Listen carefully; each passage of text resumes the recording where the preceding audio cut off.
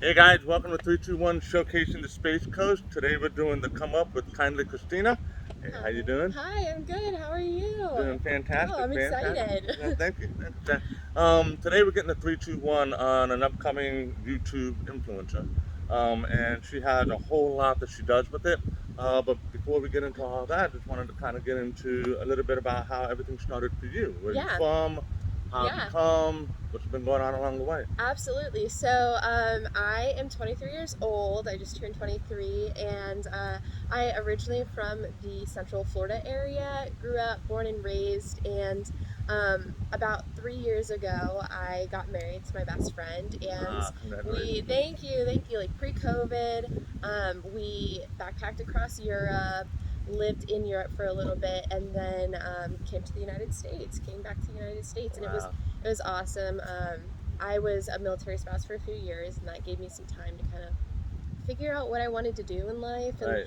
And in a lot of ways, like I don't think people ever really do know specifically what they want to do. Maybe there are a few lucky people that do, but I was very, very grateful Right. that he had the ability to give me that time, and it gave me time to kind of dabble in different things. And so from it, I experimented in content creation, and then when COVID Right. hit and like the rise of social media has taken a boom, like pre-COVID, I thought that social media was too late to get into.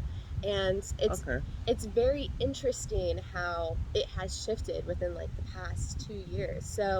And it Um, has shifted quite a bit. So, yeah, it's especially with like the short video. I mean, when I was in high school and middle school, the big thing was Vine. I don't know if anybody remembers what Vine is. No? fine. Oh yeah, yeah, yeah. I remember. Yeah. It's like a short video platform similar to Right. TikTok, but they completely like disbanded it, and then that was kind of it. It was more just like focusing on Instagram lives, on photos, on things like that. And with COVID, everyone's keeping themselves busy, and so I took some time during COVID and just trying to explore like what made me happy, especially when I was living as a military spouse. It was lonely. Like there wasn't a lot to do, people come and go, and unfortunately there's also kind of this stigma about army spouses and how crazy things can be. So for me, I just didn't know like where I fit in, what I could do. I didn't know what my future would look like, Right. and moving consistently, most people don't want to hire you as a military spouse. That's kind of the hard Ah, part that's for true me. because they don't know how long they're gonna be here for. Yeah, yeah, and I lost my job Okay. once because of that. They're like, "Oh, well, you can only be employed here for a year. That's not long enough for us." And I was like, "A year's pretty dang long in my Yeah, it is. opinion." But I was like, "Good luck finding somebody that can make it work." But I kind of dabbled. I worked for different law firms. I worked in the food service industry. Made some really good friends, but at some point it's like, okay, like what am I doing long term Right. for myself? Like what am I doing long term for my family? What is my future looking like when this is all said and done? And so we recently got out of the military. He recently got out of the military, and it's like, okay, Well, I what's mean, you're in it next? with him, so okay, Yeah, okay. exactly. So it's like, what's next? All right. So when you got into everything coming out of actually let's take a step back. Okay. So a lot of times people fall into opportunities they thought about, and then it just kind of opens up. And you kind Yeah. of took the bull by the horns in a different way, though, because you're right. Before that, there was Vines. I didn't really know much about Vines. I'm too old, I guess. I don't know. That's okay. But I do know about Vines. I did know about that stuff. I did know about TikTok coming up. And you're right. During COVID, it boomed Oh because yeah. people were bored. They were home. Yeah. I never saw so many people dancing that should not be dancing in my life. You know. Yeah. So I'm pretty sure, like with everybody, you have all these ideas, and then you start to narrow it down into Yeah. what it is you want to do. I guess specifically, Yeah. or generally within a certain segment. I guess. Yeah, So absolutely. how did you come to Kindly Christina though? I went through a lot of transitions. So I didn't even anticipate on starting a real YouTube channel. When I was in college, I went to a university for a semester, and then I transitioned to community college just to save some money. But Right. when I was in college at a university and I was living in a dorm and I had friends, I bought like this really high quality camera. I was like, okay, I want to be a YouTuber. I was like, that's what I want to do. And then, reality kind of hits, and I didn't really like using like a big DSLR, and I thought it would be better quality and this and Right. that, but like it just didn't really take off for me, and I didn't really want I didn't want it to be like that. I wanted it to be something that I'm actually passionate about, and I did it in my own time. And so I deleted like anything that I had created, and I just was like, I just don't see that. So I actually ended up using my camera. um, I had two cameras. I had a Nikon and I had a Canon DSLR, and I used those at first when I, during COVID, decided to start a Fiverr account. And that was Okay. really great. And that's where kind of like my content creation got a different type of personality. I was working with people. I was the face of for people. I had done advertisement modeling when I was in high school and my early college days, and like working with trade shows and Disney and like big companies, because Right. Central Florida's touristy. There's a lot of advertisement modeling to be done. Right. And Nobody ever called me though. yeah, you got to get an agent. Gotta get an agent. Um, but there wasn't really any of that when I was living in Alabama. And prior to that, when COVID had just, well, it wasn't even when COVID had started. It was like a few months before COVID had started. My husband had gotten me a Kindle Oasis for our Okay. wedding as a gift, because he knew I really wanted one. And so I was like, okay, I was like, I'm going to start reading. And I was reading for a few months. And then I was like, I think I want to review this Kindle Oasis. And for me, reviewing things started with, okay, I watch all of these YouTube videos, but they all feel like they're the same. Like, it's not an actual opinion, it's just tech specs, or it's just, Right. things that I could find online. I'm like, I want to know the specific details. And so I made this YouTube video with my really crappy DSLR camera, and I thought it was great, and I thought it's what I needed to use. And the quality was not over the moon, it was not great, but somehow I think like within a week of me starting it, like I had 3,000 views, and I was like, hold on, because I had Wow. created a new channel, I'd created new everything, and I was like, oh, okay, like this is awesome. This is 3,000 views. I was like, I was not anticipating that. That is awesome for I a know. first video right out the gate. I know, and I'm like, this is not great quality, nothing. But every time somebody would comment or I would respond to them, and I still am, like every single subscriber, I'm very interactive.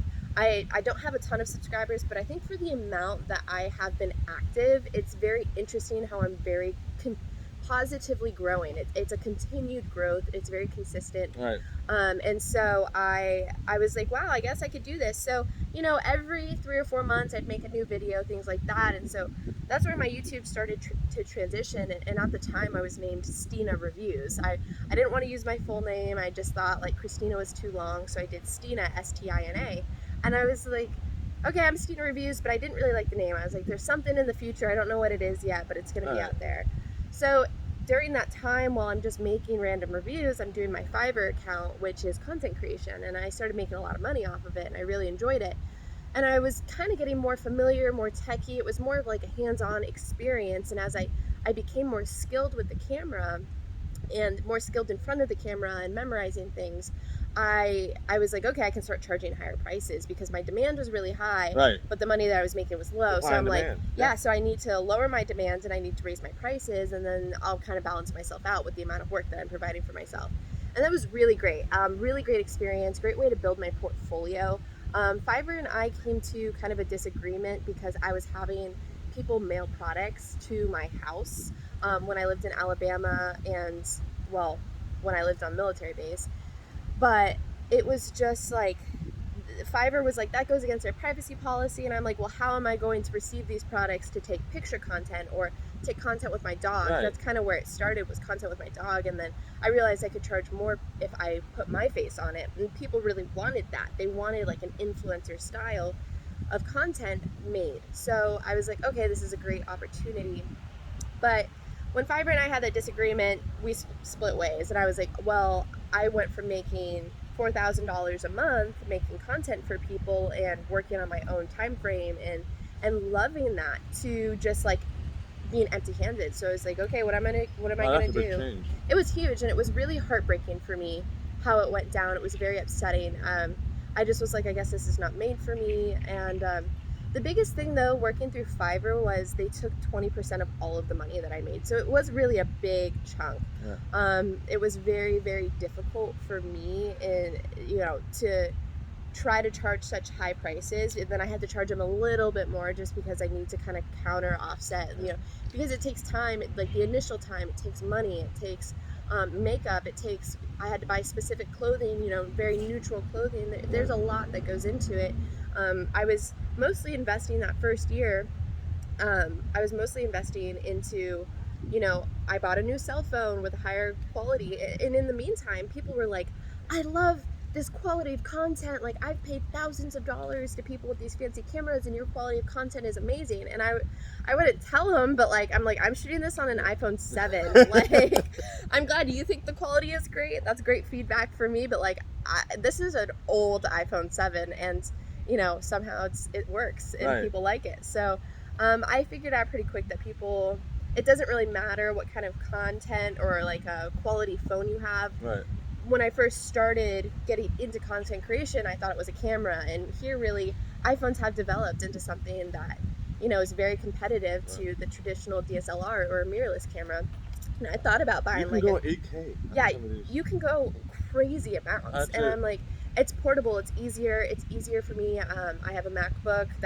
Everybody asks me, especially recently, a lot of my friends are like, I want to do a YouTube channel too, and I want to do content creation too. I'm like, you do it, like, have fun with it. And they're like, what programs do you use? And I'm like, my iPhone and iMovie on my Mac. And they're like, what kind of Mac do you have? And I'm like, an old 2017 Mac.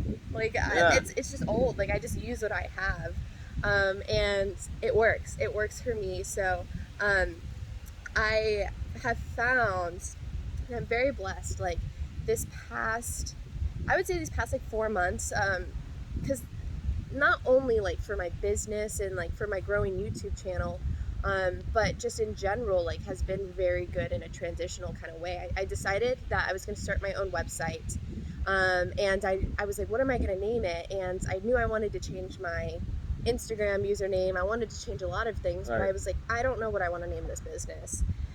And I'm like, I don't even know if this is a business that can be attainable, because for me, Fiverr was getting all my leads, and then I had just a really high customer retention rate. But what I was finding was, I was like, okay, well, I can pay $35 a month for a Squarespace website, and they take only a 3% commission. And that's a game changer, by the way. It's a huge game changer. I'm not getting the leads myself, but I did have a portfolio of people that I had worked with and contacted before that I could reach out to on their social handles. So what I did was, I changed my business name. I was like, okay, I'm not Stina Reviews anymore. I love this part, and I'm still trying to figure it out. But it's definitely interesting. There's kind of this this influx of people using adjectives in front of their names. Right. And so for me, I was thinking of, my name starts with a C. I was thinking of names that started with a C, and I was like, Curious Christina. I was like, what can I put that's short, that's sweet, that's very relative to me and who I am deep down in my heart. And I was like, ooh, Kindly Christina. And then I was thinking about it, and I told my husband, and my husband was like, no, I don't really like that name. He's like, I don't get it. And I was like, you're wrong, buddy. I know. You're wrong. He has no social media. He has nothing. He's like, I don't get it. And I'm like, that's because you don't have social media. You don't get it. But I was like, it's cool, because I was like, okay, if I make a email, then I can sign off Kindly, comma, and then Christina. So it's everything just kind of blends really, really well. And I was like, I think this is it. When you told me about that, and I started thinking about all the things, I said, that's great, Yeah. And I'm a real estate agent, with England Brokers, so I'm kind of like, hey, what do I do? The only thing I can come up with, though, is Handsomely Henry. But I don't want to sound like I got an ego, you know? You could be Handsome Henry. But see, then again, I also feel like if I do that, then I'm raising people's expectations. Yeah. And then if they meet me, they're like, you're not as handsome as I thought you would be. And as we age, you want it to age well with you. You know what I mean? Distinguishedly Henry? Yeah. Well, mine doesn't sound I don't have C's and C's, so I don't think you need H and H, but I think you could find a really good describer for sure. Okay, we're gonna have to find something that ends with Henry. Well, Henry, yeah. I don't know. We'll figure it out. We'll Trendy go through Henry? Trendy Henry could maybe be it. So when you were going through all these trials and tribulations, and this is one of the things that I want everybody to kind of understand, is that everybody thinks that when you start off with something, then you're just going to do that, stick to it, and it's just going to run off that way. But it's kind of hard when you don't know what you don't know. You know what I mean? Yeah. So along the way, you stumble, you fall, you get into disagreements, you get into all these kinds of things. I've been there, you've been there. Yeah.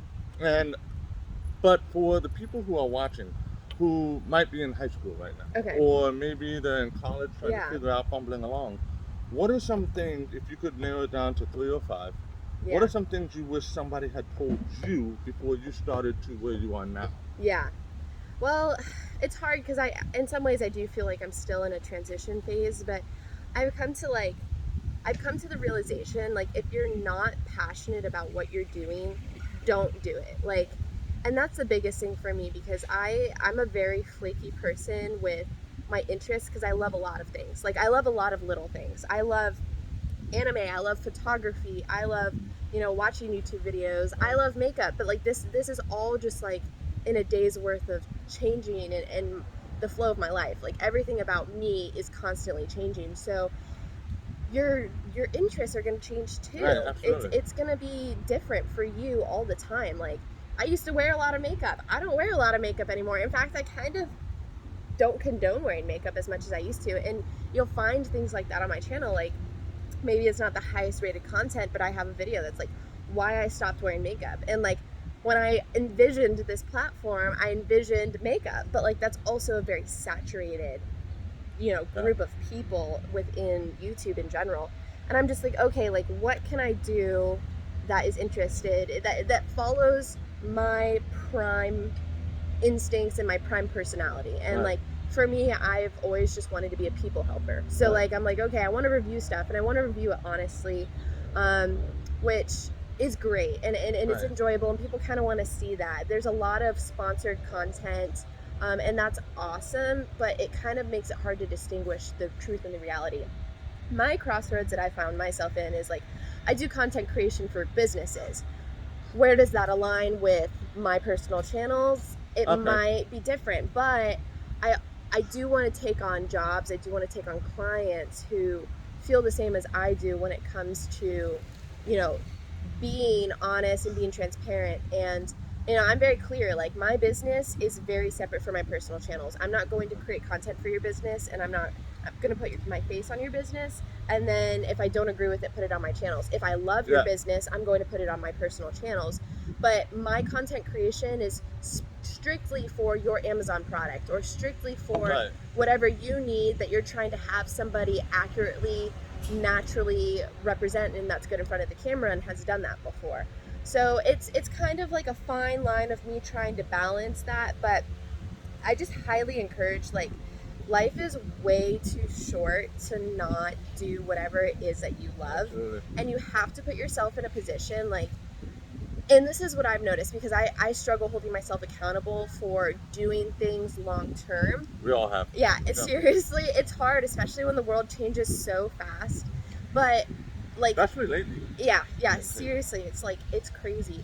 Just taking the time to set like a very neutral foundation for yourself, like, and don't be afraid to pivot when you need to. So like, if the market's changing, or if the world's changing and you're like, okay, this is the type of content I've been creating for so long, but I need to be more relevant, like, or my interests are changing. Like, be honest about that, be transparent, and make those changes, because your clientele, like, they are likely also changing, with whatever is going on. People don't think about that. Yeah. And just like working on growing with your people, that's the hardest part, but it's also like the most important part that I'm finding so far. So what I'm hearing so far is find a passion, don't be scared, and know your boundaries.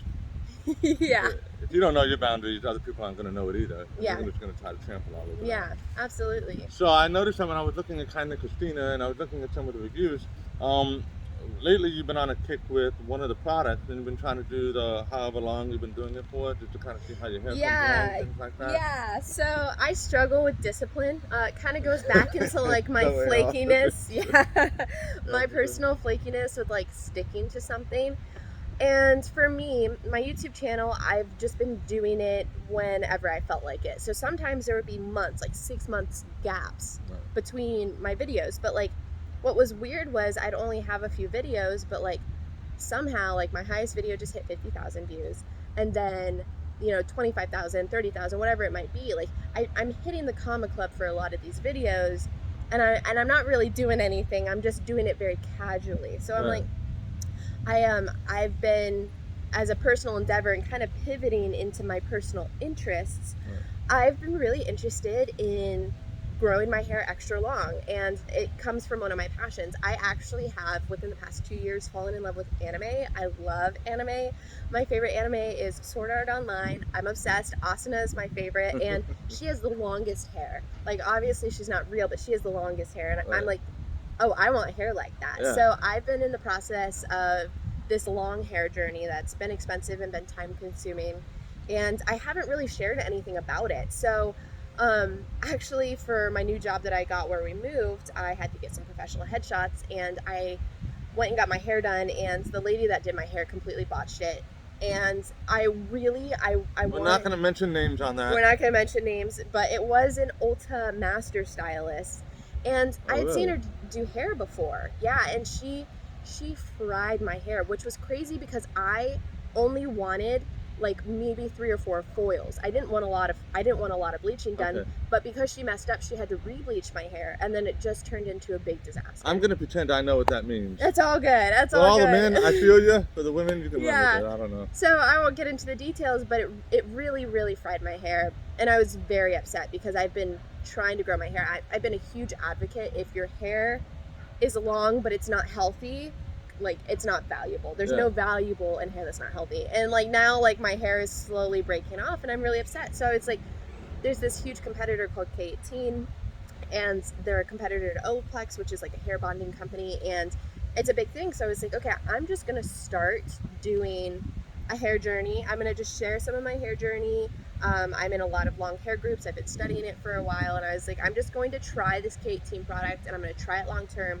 I made a first video, and a lot of people were like, you need to try it long term. And I was like, okay, well then I'm just gonna work on my discipline, because that's what I struggle with. Right. And I'm gonna do a series, and I'm gonna commit to doing 1 video a week, which was a lot for me. And transitioning from doing it every 3 to 4 months to doing a video, 6 videos, that's what I wanted to do. I just picked a number. I was like, I just want to do 6 weeks, and I just want to try this product. And the videos itself do not get a lot of views, which is fine. It's more just for me to try to get into the rhythm of figuring out like what people like. But what I did find was the people who were watching very consistently. Like almost 30 minutes after I'd post, they'd send me a long input about my experience from that week, and I'd respond, and we'd have a very collaborative experience. That's what I'm talking about. Yes, See, a lot of people, they go for, and I just want to touch on, remember what you're saying right now, because a lot of people, what they do is they just go for the views, the hits, whatever, and they forget the most important thing is the connections. Exactly. When you build the connections, just like with this one, I haven't hit a comma club yet. So you will though. I will. Yeah. But one of the things that has happened is with the social media, and you probably experienced this as well, with the different platforms on social media, more and more people, the same people like you're talking about, are taking ownership as if they're there with you. Yeah. And that's what you're trying to do. You're trying to build those connections. Exactly. So I'm glad you pointed that out, because that's one thing that I think people forget about way too much. Well, and like I've been on YouTube for a while. I've watched YouTube. I have a YouTube premium account just because I like YouTube music. I like ad-free, and I just like listening to stuff. And I share with my husband, which there's lots of podcasts on YouTube. So it's a no-brainer for me. But I find that a lot of the YouTubers that I interact with, they get a lot of comments, and I might comment on their content, but they don't respond. They're not actually interacting with their subscribers. Maybe a few of them. Maybe they're interacting with a few, but for me, I'm like, I need to interact with every single person, good or bad comments, because for me, like, and I've told Henry this before, whether people are booing or cheering, they're all just making noise. So I don't really care if you're like, oh, I had one person that was like, oh, this girl, she responds to every single comment. She must be so desperate. And I was just like, thank you so much for your comment. It helps me in the algorithm, so thank you. Like, that's good enough for me. I don't take it personally. I don't mind talking about things that are hard, but I also don't mind like taking it. Like, I can take that and we can have a civil discussion. If you're not civil about it, that's fine. I don't really care. It doesn't affect me. Like, I'm just doing this from my passion, so I don't take it personally, because I love this enough that your comment doesn't matter to me. So, but that's the biggest thing that I've noticed is people are not collaborative. And I think like YouTube, I completely, yeah, I know exactly what you're yeah. talking about. I think like Yeah, so. YouTube in the grand spectrum of social media has kind of taken a back burner approach. Like, I don't think people think about it as much as they used to now that we have like the emergence of TikTok and like Yeah. short video platforms and things like that. But in its whole, like if you listen to a lot of comedians, my husband listens to them, so this is how I know this stuff. Like, and if you follow people like Mr. Beast, who has millions of subscribers, like Wasn't he tens. competing with T whatever Yeah, over in he's hit China? it. I think he has multiple platforms that have like I think tens of millions, if not hundreds of millions of subscribers. Like Insane. His absurd numbers are amounts. insane.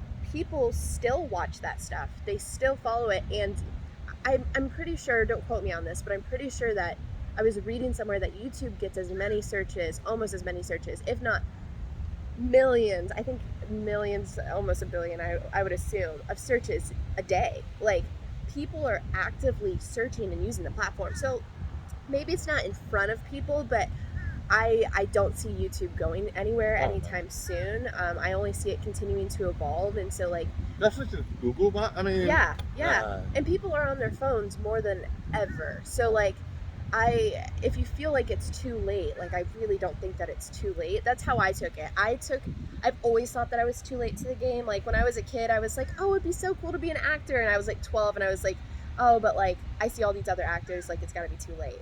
And so I've always taken that approach in life. Like I thought Instagram was too late. And granted, like Instagram's not really my passion. I just can't mentally and emotionally keep up with that platform as much as other people might. I can't post stories consistently. Like I do about what I'm passionate about, but when it starts to feel like a job, I'm out. Like I can't do it because it's just not me. It's not authentic. So because then you feel like you have to do it. you feel like you have to, and like there's a consistency aspect. And for me, I'd rather build a YouTube channel where I can post weekly instead of every single day. You know what I mean? Like I would rather build something more passive that monetizes on its own, and I'm very grateful I'm going to finally get to like that monetization time frame. I'm almost at 1,000 subscribers, which this has all been organic. I have not tried Keyword at all. organic. It's all organic. Yeah, I've just been taking it slow. I've had it for almost 3 years now. Like been posting on it for almost 3 years now. It's taken a lot of time, but like once you start getting momentum, you can definitely make it work. And I've been needing to take time. I don't know if you've like listened to Mr. Beast. I think he was on what's his name? He was on Joe Rogan's podcast. Okay. He truly I do watch Joe Rogan. Okay, cool. Yeah. Mr. Beast is on there, and he's one of the most popular YouTubers, and he's clearly obsessed. He's very obsessive over YouTube, but he's like, I know that if you study YouTube enough, like you can be very successful. He's like, I bet I could build somebody's YouTube in a month or 2 months or whatever. And I'm just like, okay, so like whatever you're doing, I know that you're studying the best of the best, and you got yourself to become the best because of that. So therefore, I want to study you. I want to study how you do your thumbnails. I want to study how you interact with people. And then obviously I'm going to put my own twist on it. Like I truly believe that my YouTube channel is a safe space for me. It's collaborative for my people, and I want to protect my people and, you know, protect their best interests in mind. And so that's what I'm going to do, you know? And she taught me how to do the thumbnails. Yeah. Because I already knew a lot, you know, like with marketing and stuff like that. Yeah. Not so much how to make it look pretty and stuff like that. And she's been kind of helping me out there. Yeah. So I have a question for you though. Yeah. So I know you're doing a lot of the YouTube and social media platforms and things like that. But I also know you do marketing and content creation. Yeah. And I know that they're not one and the same, although one does help the other. Granted, it does. Yeah. So it kind of sounds like you're using one to help fund the other until that one gets to the place where you don't need to do this for other people as much anymore, even if you wanted to. Yeah. So when you're doing your content creation, you know, what is it that you look for? Because when I do it, I just look for the vibing things. And then I just run with it. Because as we talked before, I used to do Mad Libs, so all the words would just come popping up out of everywhere, you know? Absolutely. So what is it that you do when you're looking for the content creation and things like where you're at now, what you've done before, when you're contracted and stuff like that? Yeah. What are you looking for? You mean like in a client or? Well, like let's say you're doing, let's say you were going to do content creation for a business on YouTube. And let's say the business was a brick and mortar. Okay, yeah, absolutely. So what is something that you would do? Because obviously Kindly Christina, you've been doing well as an influencer yourself. Yeah, You know? yeah, for sure. And so if somebody were to try to copy you like you've been copying Mr. Beast, Yeah, what is it that, because he talks a lot, and I have listened to him a little bit. yeah, He talks a lot about what he's thinking and how he goes about what he's saying. Sometimes he's a little all over the yeah. place. He is. You try to find him. He's a little squirrely. Yeah, they're like, hey, come back to earth, buddy. Yeah, yeah, But so what is it that is in your head, so to speak, yeah, when you're trying to come up with the content that other people could say, oh, wait a minute, I could do that. Okay, I see yeah, how she's thinking. Maybe I should yeah. try that. So, So how do you do it? So when it comes to my content creation, I kind of perfected my method of how I found it was easiest to communicate with people when I was doing my time on Fiverr. Okay. So now I could kind of take what I've learned and apply it to my own personal business so it's streamlined as fast as possible. I don't typically do as much content for like other people's YouTube channels. It's more like business, TikTok style content or image content. So some people are just trying to find like a nice face, or even like for me, I do some content creation with my dogs, or like a cute dog that's well behaved that will look good on camera. That was always going to get clicked. Yeah, exactly. So what I do is when I started back up my website, I reached out to people that I previously worked with, and I was like, hey, I know that might be a little more uncomfortable because there's not the guarantee of Fiverr, but they know me. If they've worked with me, I have high integrity, and if you don't have a good experience with me, I'm more than happy to refund you or whatever, come to an agreement at all times. So you're not going to get scammed by me. Just because Fiverr had this thing in place where people would place orders and then the funds weren't released to me until the order was approved by them. So for them to buy on my website, it's a little bit different. But I never, there's a dolphin. I never ever, will extract any of those funds until we have come to an agreement and they get a confirmation that their order was fulfilled, right. And we came to an agreement that they liked their content, and I'm obviously going to perfect it for them. So what I do that's kind of different is you get a personalized experience. People come in and they say, hey, like we have this new product and we really want you to make a video of us, you using this dog leash or whatever it might be. Okay. And I say, okay, like what is your goals? And another factor that I have done to enrich in my services is I am going back to school for public relations. I'm taking classes completely online, and then I got an OMCP certification for social mobile marketing. So it's just kind of a mixture of my experiences and then education so I can enrich in my services. But I'm like, okay, what is your goal? What are you looking for? And then they'll tell me, and I'm like, okay, this is what I can offer. This is my, professional experience. This is my professional thoughts on what you're trying to do. And here's how I think is the best way to execute it. And we'll converse a little bit about it. I want it to be very custom. I want to make sure that whatever the person is envisioning, they're getting as close to that as possible. Right. And that direct communication is very important. Now, there are people, so like I've worked with a lot of people in Russia. I've worked with a lot of people in China, especially when I was working on Fiverr, all over the world, a lot of different companies that are looking for specific things. So I'm like, okay, give me a brief of all of your highlights that you're trying to hit, all of the scenes that you want me to film. I'll tell you what I can do. I'll come up with a synopsis of what you're looking for, and then I'll execute it, and then I'll present it to you, and then you can approve it. So, so getting back to your point, it's really like the collaborative aspect applies not only to my YouTube, but also in my personal business as well. Does that answer your question? Yeah, that does answer my question, because that kind of leads into, it's kind of, there have been times when, and I've met people on the social aspect where, you're out and about, and then you run into somebody who is an influencer, and they're like, hey, how's it going? Half the times I don't know, my kids know, and I'm like, who's that? And they're like, how do you not know who that is? Yeah. Okay, whatever, dude. But but one of the things that I did notice is that there are some people that you see that are influencers that when you meet them, they are not like what all the stuff is on social media. No way. What I mean? Well, and that kind of goes back. It kind of goes back to my point of, well, when you're making a job of it, it's going to be a job. Right. Like, you need to do enough that you're comfortable with. Right. It's all part of the job, right? Yeah, we got a guy hanging out here with us. But okay. I'm not stopping the video though. Yeah, I know. I gotta see what time it is. I gotta leave soon. Okay. Okay.